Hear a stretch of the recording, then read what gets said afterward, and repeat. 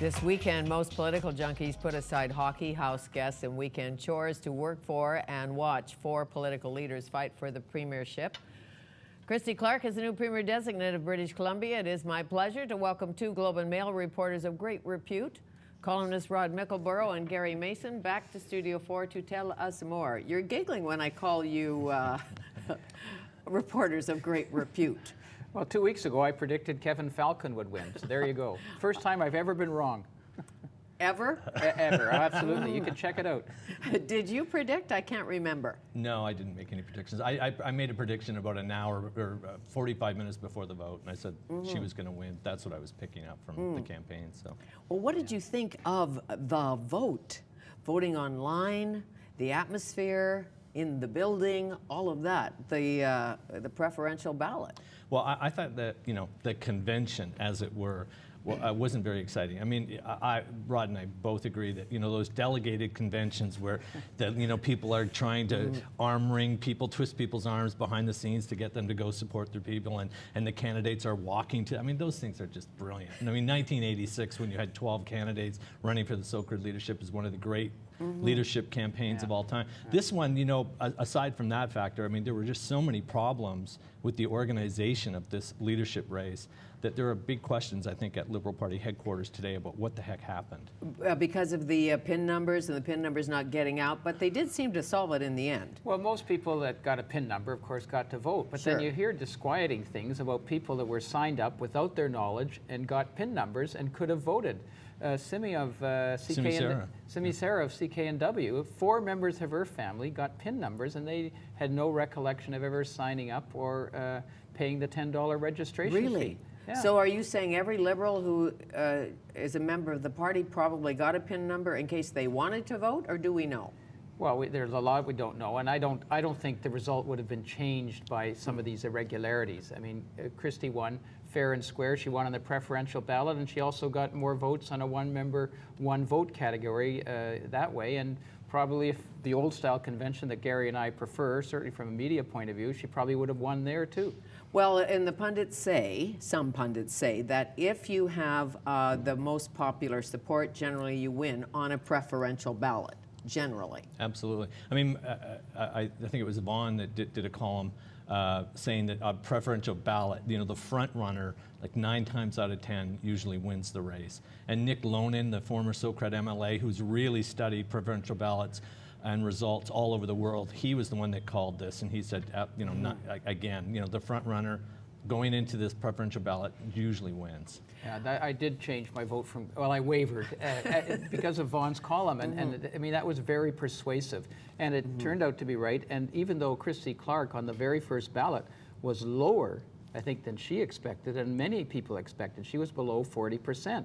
And yet that still prevailed because 1/3, she got a lot of votes from Mike Dion people as their second choice, and also from George Abbott, who had come out for Kevin Falcon. 1/3 of George Abbott's people went to Christy, and that was enough to put her over the top. Well, and had she had 40%, they say, nobody could have touched her, but because she only had 38, it became a bit of a horse race. So on the third ballot, all was decided. Tribute to Premier Gordon Campbell. Nice tribute to Premier Gordon Campbell by the president of the Liberal Party and also by Christy. That was kind of a natural. Somebody said he was in Washington, D.C., the premier. Yeah. Do we know why? I don't know why, but I wrote a column saying that I thought it was terrible, actually, that the party didn't do more for Campbell at this. It's traditional when you have a leadership convention like this that you fet the outgoing leader. And Campbell was the leader of that party for 17 years. And to do nothing for him other than make some sort of statement, a one-line statement from the stage, I thought was terrible. There's one more thing I have to say. Thank you, Mr. Premier. Exactly. Well, he's not gone yet because he doesn't actually leave until mid-March. Is that correct? March 14th, I think, right now is the date I'm hearing for the official handover of power to Ms. Clark. And then Ms. Clark gets the chair. And when does she have to have the by-election, or when does the province have to have the by-election? It's her choice, or how does that work? The sooner the better, and the expectation is that Mr. Campbell will resign his seat because he's indicated that he isn't much interested in staying a member of the caucus after being the leader for 17 years. So I would expect him to step down quickly, and it's perfect for Christy to run in his Point Grey, a his seat. slam dunk for a Liberal, you think? I don't know. I think it'd be a slam dunk for her. I mean, I think she's going to be still being in its honeymoon period. She does have some connections to that riding. I don't think she'd have a problem winning it. I think it might be closer than people think. Gordon Campbell didn't exactly coast to victory the last time out in 2009. And I checked, I did some research. Kevin Falcon did better in that riding than Christy Clark did. So, but Christy Clark is going to be a different candidate than Gordon Campbell. I mean, she is a populist. And Gordon, I mean, he wasn't liked generally, and even in his own riding, he wasn't liked. So I think she stands a better chance of doing better there than even he did.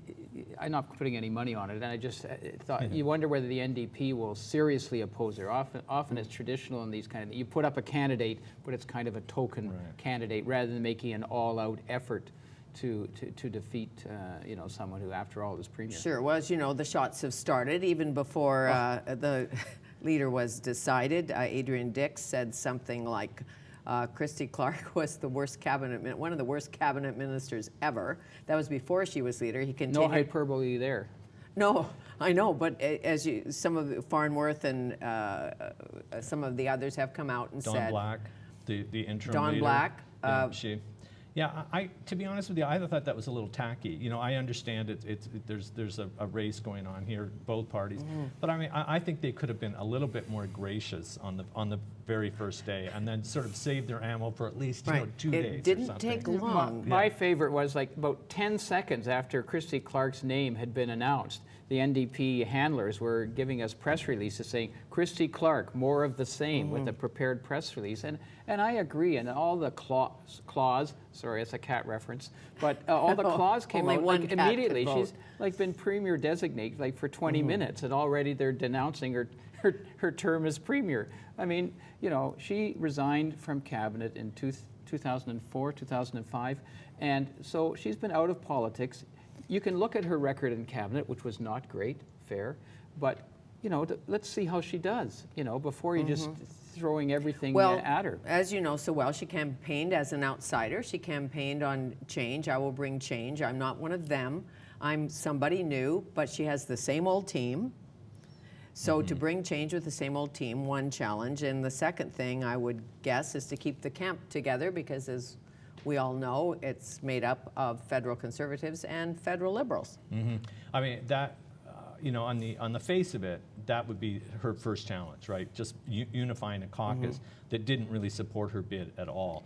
But I think that may be easier than a lot of people think it is. I think that, you know, from what I'm hearing, there is a genuine feeling of let's work together here. Nobody wants to see this party blow apart, because if it blows apart and the Conservatives rise, then the NDP are going to get in. So I don't think anybody wants to be feel responsible for that. So I think unifying the caucus will be a little bit, it'll be easier than people think. Well, most of them are holding hands on the stage, as you know. Okay, it's over, fun race. We had a great time. George Abbott said so. Kevin Falcon said so. All of them will be in cabinet, I'm assuming.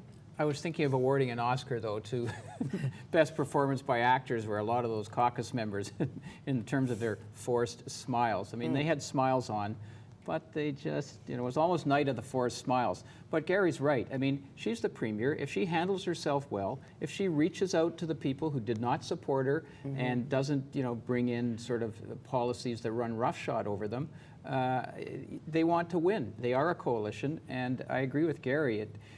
You know, certainly early on, we're not going to see a rupture in that caucus unless she just sort of goes off the deep end, which I wouldn't expect. No, but Harry Bloy will probably get something, because Bloy was the only one who supported her of all the caucus. Yeah, I hear Harry Bloy was looking for Speaker of the House role. That's what he was pulling out for his endorsement. I see. So, Kevin Falcon, a finance minister, you think? Well, I think he would be a good choice as finance minister, because, I mean, he obviously had the support of the business community. If they felt he was in there on sort of the levers of the Treasury, then they would feel better about that. Now, Falcon was asked about finance after the vote. He said he's not interested. He says he's not a numbers guy.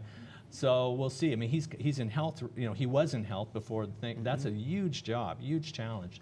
he may want to stay with that. I agree with that. I Knows think the file. He knows the file, and I actually think that he started to relish it the more he got into it, because there are huge issues in healthcare, and there are huge innovation that you can bring to the portfolio, which he was really embracing. And I detected a real, because I did some health policy stories, and he was really into it, and he enjoyed it, and he liked the challenge of it. And his answer on finance minister was unbelievably dismissive. He said, almost like, I've got better things to do with my life than pay attention to a bunch of figures. That sounds like the most boring job in cabinet. Now, it's still the plum portfolio, but still, he might want to stay in health. Linked to business. And Christy needs to, as you know, entice the business community, the support from the business community, because they seemed, most of them, except for Bob Rennie. Well, she had more than that. She had the Wall brothers, and she had Gwyn Morgan and people like that. So she had some pretty powerful business people supporting her too. But Fanny's right. I mean, she is going to have to shore up that support in the business community. A lot has been made, Fanny, of the similarities between her bid and Bill Vander Zam's bid back in 1986, and that that this is the great threat that is sort of hanging out there. Is she another Bill Vander Zam in 2011 version of Bill Vander Zam?